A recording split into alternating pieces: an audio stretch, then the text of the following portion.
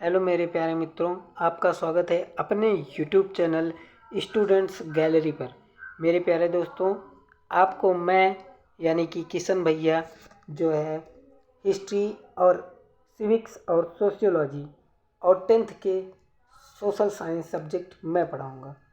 ये हालांकि आप मेरे द्वारा फ्री हैंड रिटन नोट्स ले सकते हैं और अपने पढ़ाई को बेहतर बना सकते हैं। और मैं ये दावा करता हूँ आप सिविक्स, हिस्ट्री, सोशियोलॉजी में से 100 लाने के हकदार हैं और आपको दिलाएंगे। तो देखिए, आज का टॉपिक हमारा जो है, आज का अध्याय जो है सिविक्स का चैप्टर नंबर 1 दो ध्रुवीयता का अंत है। तो मैं सदैव बोलता हूँ कि जो भी अध्याय शुरू करना है उससे पहले मुझे अध्याय का अर्थ, मतलब कि अध्याय का मतलब समझना होगा, जो पाठ है उसका मतलब समझना होगा। तो देखिए, दो ध्रुवीयता का अंत, अध्याय का नाम है दो ध्रुवीयता का अंत। इसमें बेसिकली ये बताया गया है जो विश्व है, जो दो ध्रुवों में बटा हुआ है, उसका अंत कैसे हुआ, किस प्रकार से हुआ, उसमें क्या कारण थे, उसके क्या परिणाम निकले, अभी वर्तमान समय में क्या हो रहा है। तो दो ध्रुवीयता का अंत में यही है, ये टॉपिक्स आएंगे। तो अगर पहले हम पाठ का नाम समझ लेंगे तो उनमें टॉपिक समझने की जो है बहुत ही अच्छे से हम समझ लेंगे। तो चलिए हम अपने जो है शुरू करते हैं इस पाठ को। तो देखिए, बेसिकली क्या है, रूस की क्रांति 1917 में हुआ। रूस की क्रांति 1917 में विश्व इतिहास की महत्वपूर्ण घटना थी। जो रूस की क्रांति 1917 में वह इतिहास की एक महत्वपूर्ण घटना थी। इस क्रांति ने रूस में एक नई तरह की आर्थिक और राजनीतिक व्यवस्था को जन्म दिया। जो यह एक महत्वपूर्ण घटना थी रूस की क्रांति, इस क्रांति की वजह से रूस ने एक नई तरह की आर्थिक और राजनीतिक व्यवस्था को जन्म दिया। ये बात आप याद रखिएगा मित्रों। फिर है, द्वितीय विश्व युद्ध के बाद रूस ने पूर्वी यूरोप में कम्युनिस्ट सरकारों की स्थापना की। ठीक है। फिर उसके बाद परिणाम स्वरूप पोलैंड, रोमानिया, हंगरी, चेकोस्लोवाकिया, पूर्वी जर्मनी और अन्य अनेक देशों में कम्युनिस्ट सरकारें बनी। ठीक है। अब देखिए, 1949 में जो चीन की क्रांति हुई थी, कम्युनिस्ट क्रांति, ये बहुत MCQ बनेगा ये क्वेश्चन। चीन की कम्युनिस्ट क्रांति कब हुई? तो क्या है इसमें, जो चीन की क्रांति हुई, कम्युनिस्ट क्रांति, उसमें सोवियत संघ की अहम भूमिका रही है। इसमें ये बताया जा रहा है जो 1949 में चीन की कम्युनिस्ट क्रांति हुई, जो सफलता मिली, वह सोवियत संघ की अहम भूमिका रही है। तो ठीक है। अब देखिए, मैंने जैसे आपको बताया दो ध्रुवीयता का अंत। तो देखिए, दो ध्रुवीयता का अर्थ क्या है, पहले ये तो समझिए आप।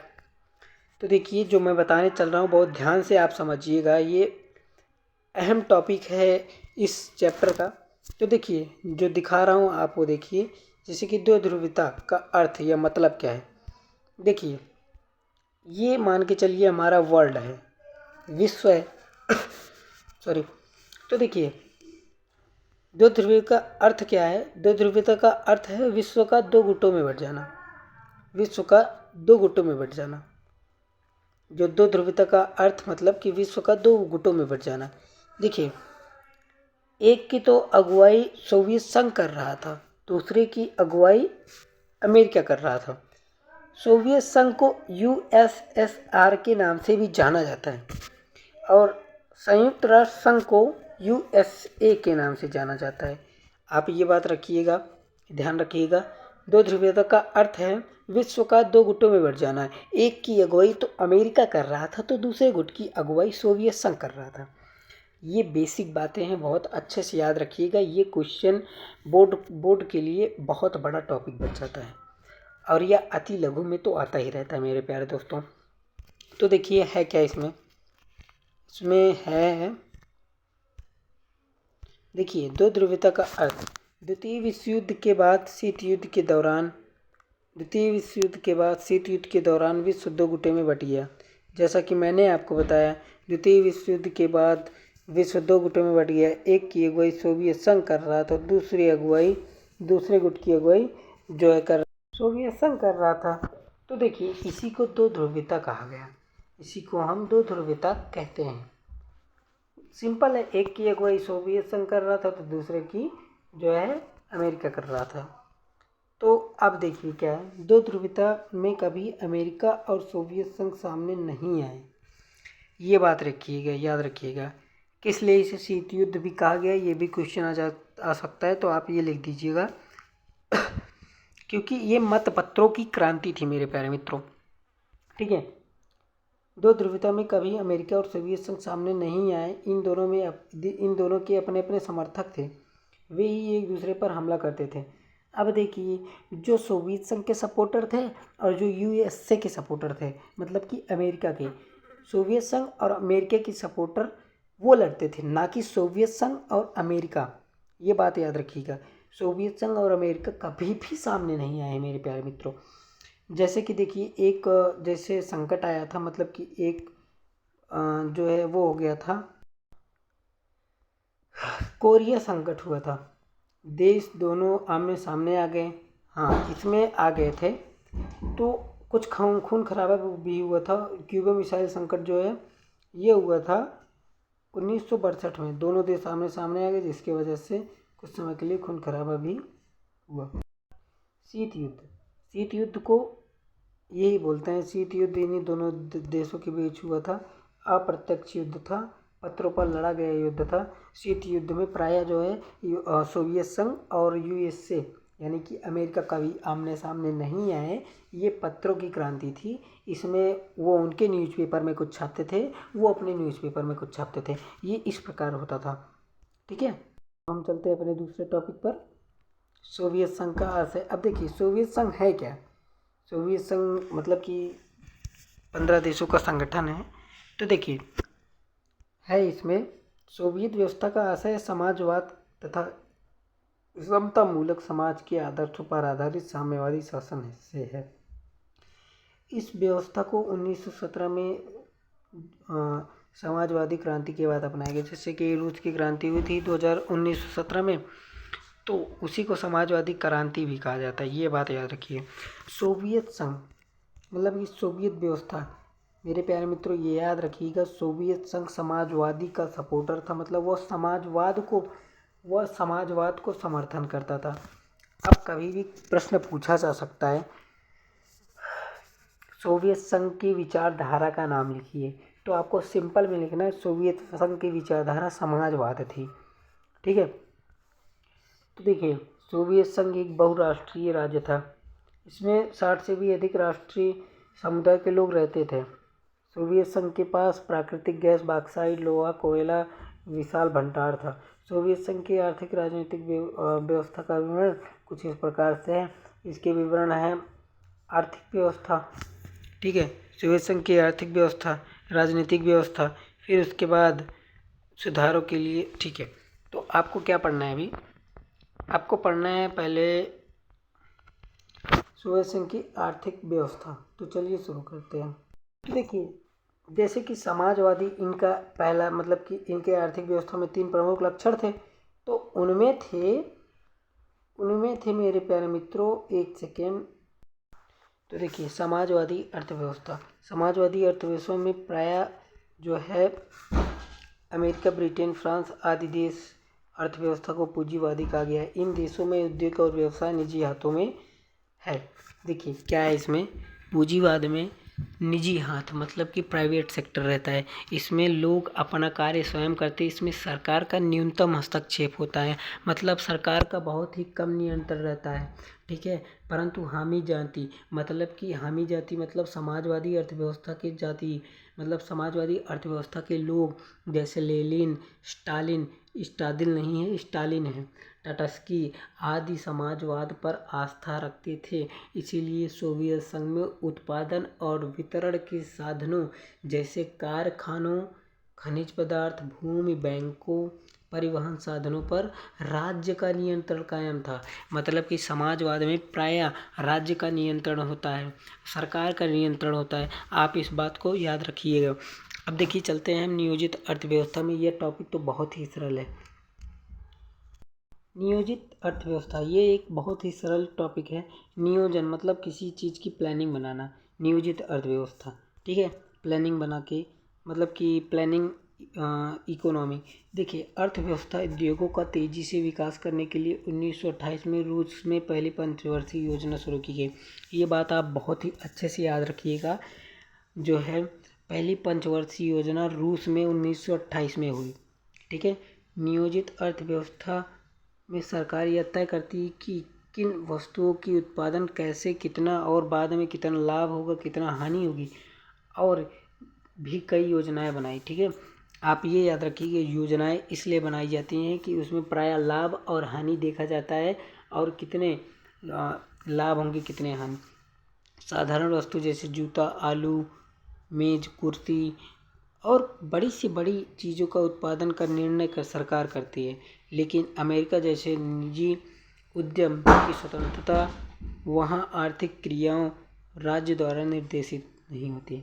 आप ये याद रखिएगा कि जो अमेरिका जैसे देशों में निजी उद्यम की स्वतंत्रता है, वहाँ आर्थिक क्रियाएं राज्य, मतलब कि कुल मिला के जो अमेरिका जैसे देश है उसमें राज्य का कोई हस्तक्षेप नहीं रहता है, न्यूनतम हस्तक्षेप भी रहता है, मतलब बहुत कम हस्तक्षेप रहता है और नहीं भी रहता है। ये आप याद रखिएगा। अब देखिए उनका जीवन स्तर कैसे था सोवियत संघ वालों का। सोवियत संघ मतलब कि जीवन स्तर सोवियत संघ में 1929 के बाद काल औद्योगिकरण और कृषि के विकास का काल था। ठीक है। धीरे धीरे लोग जीवन स्तर ऊंचा उठता गया। राज्य की ओर के लिए से उनके लिए आवास, शिक्षा, स्वास्थ्य, पेंशन आदि व्यवस्था की गई। ठीक है। सोवियत संघ रूस में एक पहला देश था जहां नागरिकों का, हाँ देखिए ये बात बहुत ही अच्छी है। सोवियत रूस पहला ऐसा देश था जहां नागरिकों को काम का अधिकार था। ठीक है। बुढ़ापे या बीमारी की स्थिति में राज्य उन्हें जो है राहत प्रदान करती थी, काम का अधिकार की गारंटी दी। ये बात बहुत ही अच्छा है। ठीक है। तो ऐसे टॉपिक्स कवर करेंगे तो हम पक्का 100 में से 100 नंबर लाएंगे, और ये मेरी गारंटी है, क्योंकि मैं 12th का एग्ज़ाम दिया सिविक्स का। बहुत ही सरल सरल टॉपिक्स हैं मेरे प्यारे मित्रों। मैं जिस प्रकार से पढ़ा हूँ उस प्रकार से मैं आपको बताऊँगा, आपको गाइड करूँगा। 100% आपके भी 100 में से 100 आएंगे। आप मुझसे लिख के ले लीजिए, आपके 100 में से 100 आएंगे। बस आप शुरू से अंत तक मेरा साथ दीजिए, मैं भी आपका साथ देने से नहीं रुकूंगा। हर एक टॉपिक क्लियर कर दूंगा आपका। अब प्यारे मित्रों, देखते हैं हम सोवियत संघ की राजनीतिक व्यवस्था को, क्या क्या उसमें थे लक्षण उनके राजनीतिक व्यवस्था को देखेंगे। देखिए, पहला था कम्युनिस्ट पार्टी की तानाशाही मतलब उनकी प्रताड़ना, उनकी परेशानियां, उनके द्वारा दी गई चोटें, ये सब इसमें। अफसरशाही मतलब कि जैसे कि आपको कोई अफसर परेशान कर रहा है, मतलब उनकी बोलबाला अफसरशाही। समाचार पत्रों, रेडियो पर, टेलीविजनों पर सरकार का एकाधिकार, मतलब कि सोवियत संघ में एकाधिकार होता था सरकार की। सरकार जो कहेगा आप वो करेंगे। समाचार पत्रों, रेडियो और टेलीविज़न पर सरकार का एकाधिकार, मतलब कि एक अधिकार, एक तरफा अधिकार, खुलेआम कि मेरा अधिकार है, मैं जो कहूँगा। सरकार का ऐसा कहना था, मैं जो कहूँगा आप वही करेंगे, अन्यथा आप मेरे खिलाफ आप कुछ भी नहीं कर सकते, ऐसा था। ठीक है। अब देखिए क्या है, निजी अधिकारों व नागरिकों को स्वतंत्रता का अभाव, मतलब कि वहाँ के निजी अधिकार, आप ये नहीं कह सकते हैं जैसे भारत में है आप अपने अधिकार के लिए लड़ सकते हैं, सरकार आपके अधिकारों का हनन नहीं कर सकती है। किंतु सोवियत संघ में ऐसा नहीं था दोस्तों। नागरिकों की स्वतंत्रता का अभाव था उसमें। नागरिकों की स्वतंत्रता अब नहीं मिल पाती थी, वह अपने अधिकार नहीं लड़ पाते थे, वो अपने अधिकार नहीं मांग सकते थे, अपने राइट्स नहीं मांग सकते थे। जैसे कि हमें सूचना का अधिकार पता है, हम अपने अधिकार के लिए लड़ सकते हैं, लेकिन सोवियत संघ में ऐसा नहीं था मेरे प्यारे मित्रों, ये आप याद रखिएगा। देखिए क्या है, सरकार की यह नीति थी कि लोगों को धर्म के स्थान पर भौतिकवादी नास्तिकता का पाठ पढ़ाया जाए। संविधान द्वारा देश में संघवादी व्यवस्था कायम रहे। अब देखिए, धर्म के स्थान पे भौतिकवादी और नास्तिकता पढ़ा रहे हैं, संविधान द्वारा देश में संघवादी कर रहे हैं। ये बात लोगों को बहुत बुरी लगी मेरे प्यारे मित्रों। अब देखिए, सोवियत संघ में 15 गणराज्य शामिल थे, मतलब कि सोवियत संघ के जो सपोर्टर देश थे वो 15 थे, ठीक है मेरे प्यारे मित्रों। परंतु संविधान द्वारा केंद्र को असाधारण शक्तियाँ दी गई। परंतु संविधान द्वारा केंद्र को असाधारण शक्तियाँ दी गई। गणराज्यों, सॉरी मित्रों इसमें गलत टाइपिंग हो गया, गणराज्यों के कानूनों और निर्णयों का अस्तित्व केंद्र की इच्छा पर निर्भर था। जो देखिए, जो 15 देश शामिल थे समाजवादी में, सोवियत संघ में, उनकी भी इच्छाओं को, उनके भी निर्णयों को केवल एक देश के ऊपर निर्भर करता था, वह है रूस, ठीक है।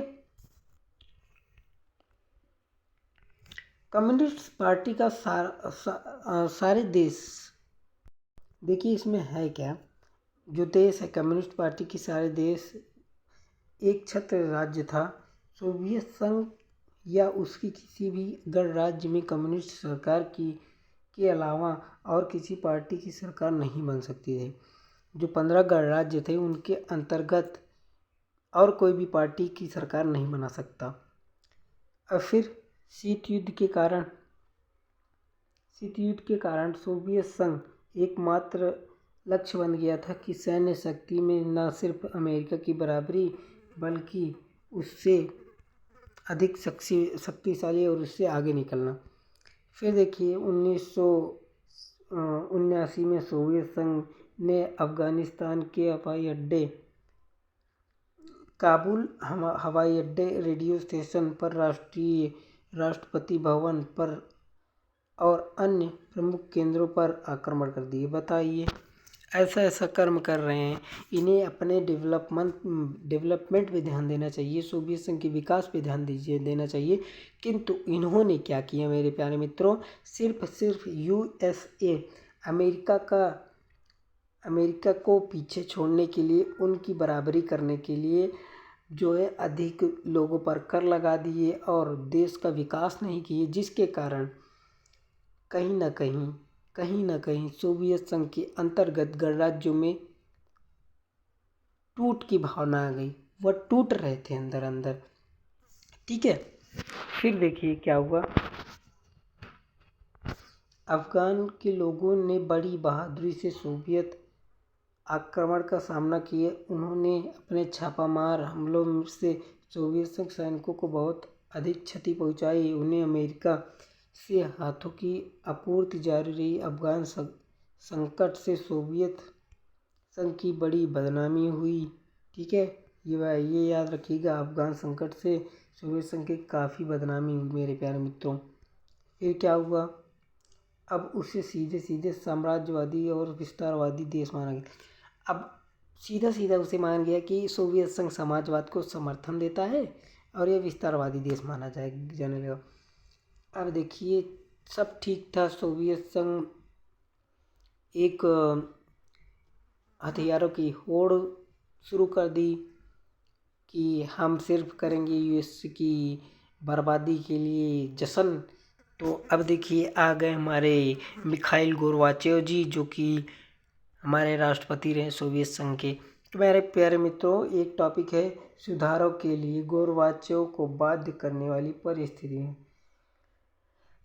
तो पहले मिखाइल गोरबाचेव कौन थे, उनके बारे में थोड़ा हमें परिचय लिखना होगा। कोई भी टॉपिक आए दोस्तों, कोई भी प्रश्न आए तो पहले हमें उस प्रश्न के बारे में थोड़ा परिचय देना चाहिए।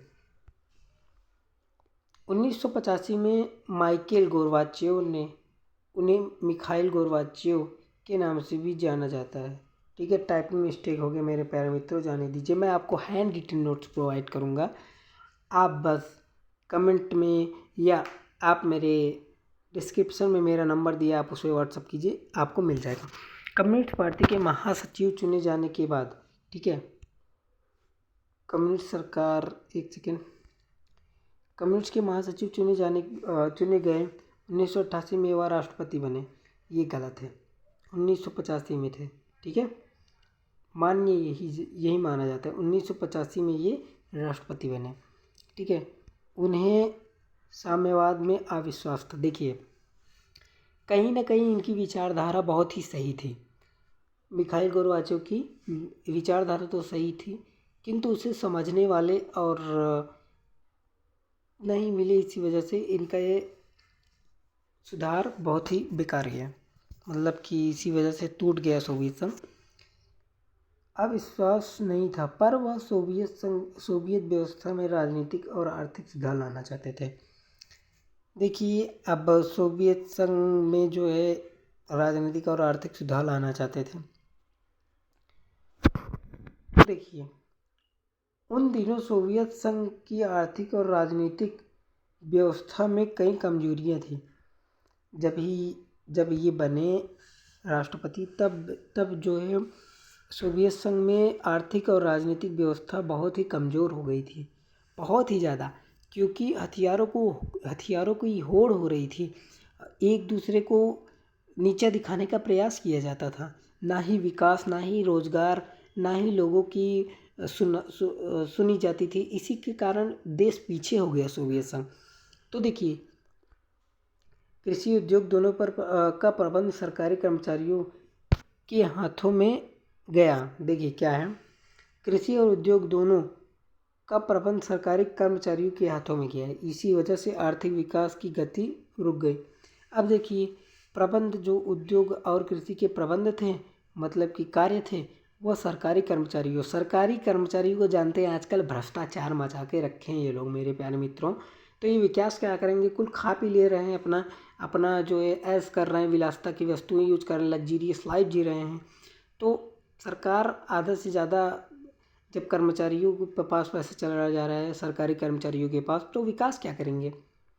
तो एक मुख्य रीज़न ये था, तो आप लिख सकते हैं। तो देखिए अब क्या है, एक लंबे काल तक सोवियत संघ ने अपने संसाधनों का एक बड़ा हिस्सा शस्त्रों के निर्माण और पूर्वी यूरोप के पिछलग्गू देशों हंगरी, रोमानिया और बुल्गारिया जैसे पर देशों पर खर्च किया। सेना के रास्तों पर भारी खर्चा की वजह से बुनियादी ज़रूरतों और चीज़ों की कमी हो गई। वही बात है, एक लंबे समय तक शस्त्रों के निर्माण के लिए पैसे खर्चे किए गए और पिछलग्गू देश जैसे हंगरी, रोमानिया, बुल्गारिया जैसे देशों पर खर्चा किया। ठीक है मेरे प्यारे मित्रों, अब आगे देखना है हमें ये टॉपिक, मिखाइल गोर्बाचेव के सुधार। मिखाइल गोर्बाचेव के सुधार बहुत ही सिंपल सा टॉपिक है। क्या है, मिखाइल गोर्बाचेव के सुधार। मिखाइल गोर्बाचेव ने सोवियत संघ में दो नीतियों के द्वारा सुधार लाना चाहते थे। मिखाइल गोर्बाचेव ने सोवियत संघ में दो नीतियों द्वारा सुधार लाना चाहते थे। पहला था ग्लासनोस्ट। ठीक है, पहला था ग्लासनोस्ट, जिसका अर्थ है खुलापन, अर्थात नागरिकों को अधिकार दिए जाएं। और पेरेस्ट्रोइका, दूसरा है पेरेस्ट्रोइका, पुनर्रचना, अर्थात कि इसके अंतर्गत राजनीतिक तथा प्रशासनिक सुधारों पर बल दिया गया। देखिए, इसके अंतर आ गया है बर्लिन की दीवार। बहुत ही महत्वपूर्ण टॉपिक है, अति में आ सकता है, लघु में आ सकता है, दीर्घ में तो नहीं आएगा, बट ये अति में तो पक्का आएगा। बर्लिन की दीवार, देखिए यह दीवार जर्मनी को दो भागों में विभक्त कर दिया, जो शीत युद्ध का सबसे बड़ा संग्राम होता था। यह दीवार 1961 में बनाया गया। बर्लिन की दीवार की लंबाई 150 किलोमीटर, जो कि 28 वर्षों तक खड़ी रही। फिर 9 नवंबर 1989 में यहाँ की जनता के द्वारा तोड़ा गया। बेसिकली बात ये हो रहा है, यह जर्मनी को दो भागों में विभक्त की थी। ठीक है, विभक्त कर दिया था। ये जैसे जर्मनी है तो इसे दो भागों में विभक्त कर दिया गया। 1961 में ये बनाया गया। इसकी लंबाई थी 150 किलोमीटर। ठीक है, फिर उसी की जनता के द्वारा, जर्मनी की जनता के द्वारा 1989 में ये तोड़ा गया। ठीक है, ये बात आप याद रखिएगा।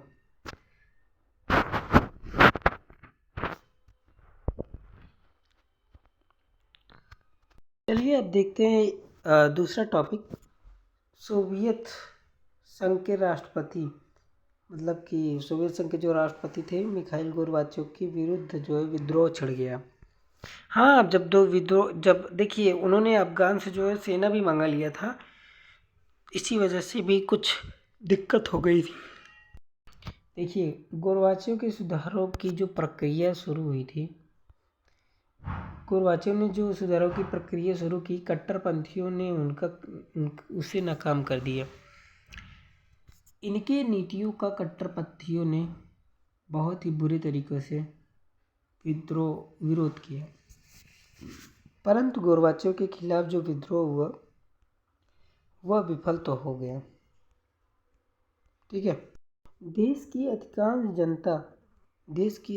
जनता अब फिर से साम्यवादी कट्टरपंथी व्यवस्था को नापसंद करने लगी। ठीक है। इसीलिए विद्रोह नहीं थी।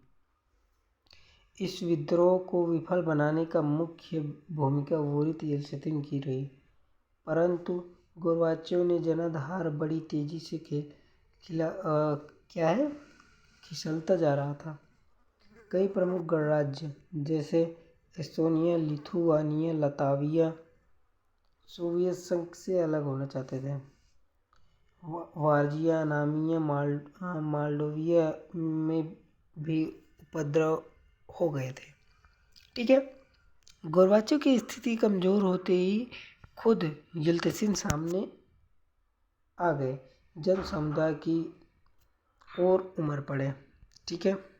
कुल मिला के मेरे प्यारे मित्रों, इसमें ये है कि जो कई देश थे, जैसे जैसे मैं आपको बता रहा हूँ, एक सेकेंड। हाँ देखिए, जैसे एस्टोनिया, लिथुआनिया है, ये लताविया जैसे देश सोवियत संघ से अलग होना चाहते थे। और वार्जिया, आर्मेनिया और माल्डोविया में भी उपद्रव हो गए। और गोरबाचोव की स्थिति कमज़ोर होते ही खुद बोरिस येल्त्सिन सामने आ गए और जन समुदाय की ओर उमड़ पड़ते हैं।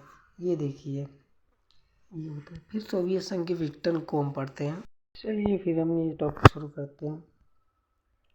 देखिए, सोवियत संघ के गणराज्यों में चल रहे संघर्ष ने देश के विघटन में महत्वपूर्ण भूमिका निभाई।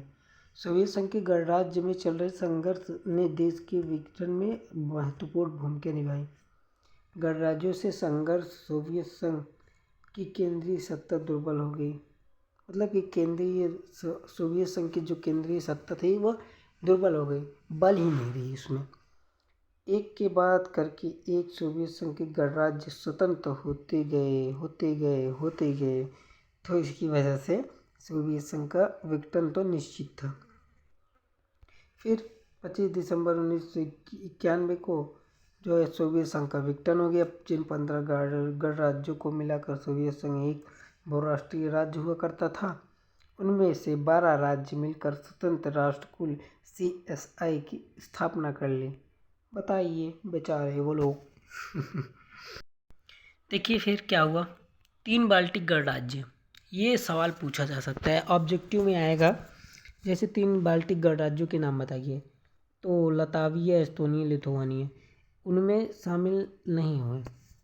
देखिए ये तो मतलब कि ये 3 बाल्टिक गणराज्य हुए, तो देखिए किसमें नहीं शामिल हुए, इसमें नहीं शामिल हुए। किसमें? इसमें CIS में। ठीक है। स्वतंत्र राज्यों की राष्ट्रकुल में नहीं शामिल हुए। सोवियत संघ का सबसे बड़ा गणराज्य रूसी गणतंत्र था।